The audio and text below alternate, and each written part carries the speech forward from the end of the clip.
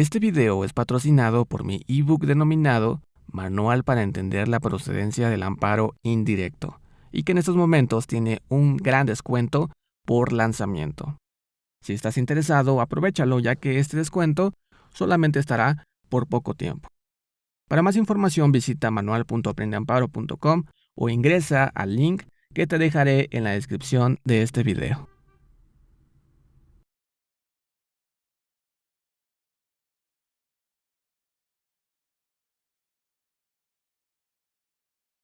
¿Qué son los principios fundamentales del juicio de amparo? Estos principios rectores son un grupo de postulados que constituyen el fundamento o base del juicio de amparo. Cabe agregar que estos principios admiten excepciones y su contenido se desprende del análisis a la Constitución Federal,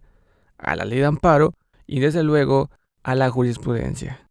Podemos decir que esos principios representan la columna vertebral del juicio de amparo y representan las reglas primordiales que han de observarse durante la tramitación y resolución de este, por lo que te invito a que te quedes hasta el final de este video, ya que es un tema de gran relevancia en esta materia de amparo. ¿Cómo se clasifican los principios fundamentales del juicio de amparo?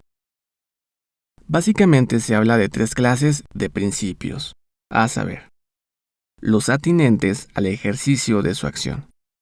Se trata de los postulados que establecen las pautas a las que debe sujetarse la promoción del juicio, a efecto de que éste resulte procedente. Y son los siguientes: principio de instancia de parte agraviada y principio de definitividad. Los relativos a la forma en que debe tramitarse y resolverse. Son los que fijan las reglas básicas que deben atender las autoridades al sustanciar los juicios de amparo de su conocimiento. Dentro de este rubro puede mencionarse el siguiente: principio de prosecución judicial. Los referentes a sus sentencias. Se trata de aquellos que norman los aspectos más importantes de los fallos pronunciados por los juzgadores de amparo, los elementos que deben tomar en cuenta al pronunciarlos y los efectos que pueden tener. Destacan dentro de estos los siguientes: principio de estricto derecho y principio de relatividad de las sentencias. El principio de instancia de parte agraviada implica que los tribunales de la Federación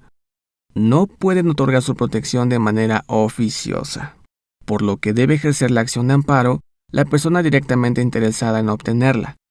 que a su vez debe ser la que aduce ser titular de un derecho o de un interés legítimo, y alega que a causa de un acto de autoridad que ha violado los derechos previstos en la Constitución o en los tratados internacionales de los que México es parte, se ha trastocado su esfera jurídica, sea de manera directa o en virtud de su especial situación frente al orden jurídico. Principio de definitividad.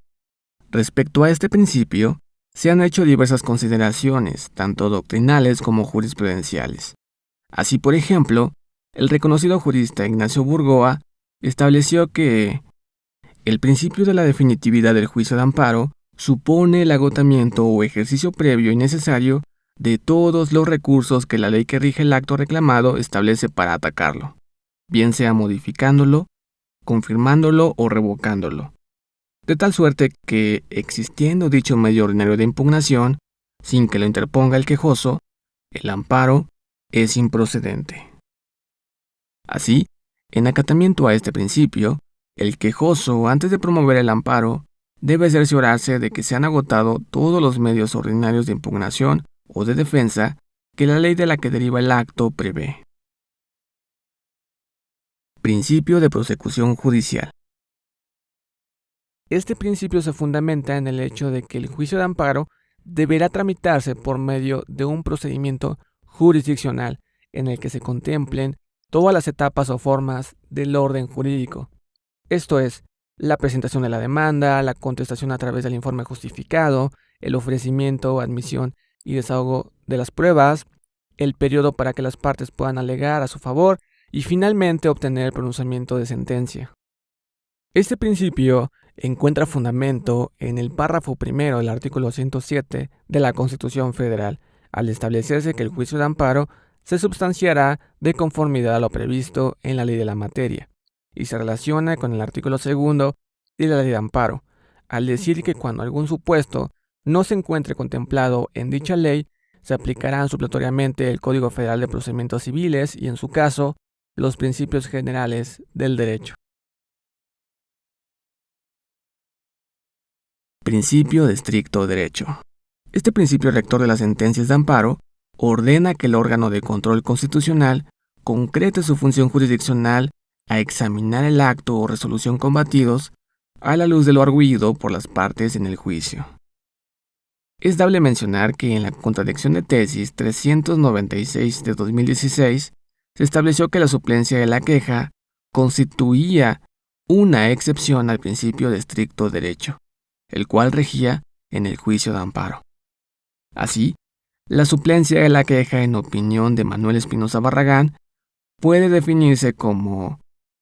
es la obligación constitucional y legal que tiene el juzgador de amparo de corregir los errores, deficiencias u omisiones en que incurre el quejoso al elaborar los conceptos de violación de su demanda, o bien al formular los agravios relativos a los recursos por él interpuestos, en las hipótesis y en los términos previstos en la ley de la materia. Los supuestos en los que el juzgador de amparo tiene el deber de suplir la deficiencia de los conceptos de violación o agravios del quejoso o recurrente se encuentran previstos en el artículo 79 de la ley de amparo. Principio de relatividad de las sentencias. Este principio encuentra sustento en la fracción segunda del artículo 107 de la Constitución Federal y consiste en que las sentencias de amparo únicamente pueden ocuparse de la parte quejosa, esto es, en relación a quien promovió el juicio de amparo y respecto de la norma, acto u omisión de autoridad que constituyó materia del juicio, sin que la sentencia pueda tener efectos generales. No obstante, la primera sala de la Suprema Corte de Justicia de la Nación ha reconocido la necesidad de reinterpretar el principio de relatividad de las sentencias de amparo,